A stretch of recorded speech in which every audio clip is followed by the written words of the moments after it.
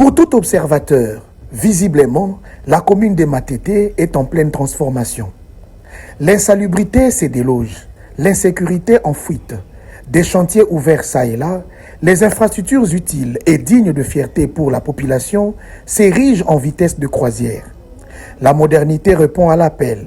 C'est l'état des lieux du samedi 11 avril dernier lors d'une itinérance d'évaluation effectuée par le bourgmestre de la commune de Matete, Jules Mukumbi, accompagné de son adjoint Junior Mutombo dans différents quartiers en chantier. Aujourd'hui, on a tiré des caniveaux qui ont fait plus de 50 ans. On a réhabilité des routes laissées par les Belges. Nous avons des routes bétonnées. Donc, c'est à nous maintenant de garder ces infrastructures en bon père de famille. Nous devons les respecter. On ne peut plus jeter l'immondice dans des caniveaux, même de l'eau dans des routes. Devant la maison communale de Matete, par exemple, à l'instar d'autres artères visitées, autrefois considérées comme siège de la crasse, le Beau est en train de reprendre ses droits. Si Audrey Mokonzi, vous connaissez de Matete, et c'est Gilles, alingaka te liboso commune za la salité. Alingaka propriété za la po ndenge mibeko ezo senga maison communale ko za enclavé te na ba teki. Akoya otia salité biloko wana boye kango yango wana apesa que Audrey apesa ba moyen na ye pour propriété za la aux alentours de la maison communale commune za la vide et za la propre. Ici, immondices, eau stagnante et déchets multiformes, totalement assiégés par de matériaux, matériel et accessoires de construction.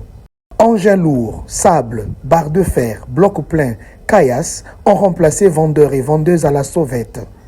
Les brouhaha du marché clandestin totalement avalés par le bruit des moteurs et diverses machines.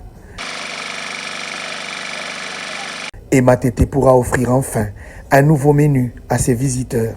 Par rapport à l'insalubrité, je crois que Matete, chaque samedi, nous faisons les salons. Moi-même, je viens de faire la ronde dans tous les quartiers de Matete pour sensibiliser ma population concernant les salons. Puisqu'aujourd'hui, surtout que Matete a un problème des inondations, le mois d'avril, c'est un mois de pluie, nous sensibilisons la population de faire les salons pour que les parcelles soient propres, nos quartiers soient propres, notre commune soit propre. Ici, l'équation est simple. Il s'agit de la somme de plusieurs énergies salvatrices. D'abord, l'appui de la Banque mondiale qui s'investit dans la vision novatrice du chef de l'État, Félix-Antoine Tshisekedi Tshilombo. Puis, le leadership à la base du premier citoyen de la municipalité de Matete, Jules Mukumbi, en harmonie avec son suppléant naturel, Junior Mutombo. D'abord, par rapport aux infrastructures, nous remercions d'abord le numéro 1 de la République, son Excellence le Président Félix Tshisekedi Tshilombo, de penser à la commune de Matete. C'est grâce à lui que nous avons ces infrastructures.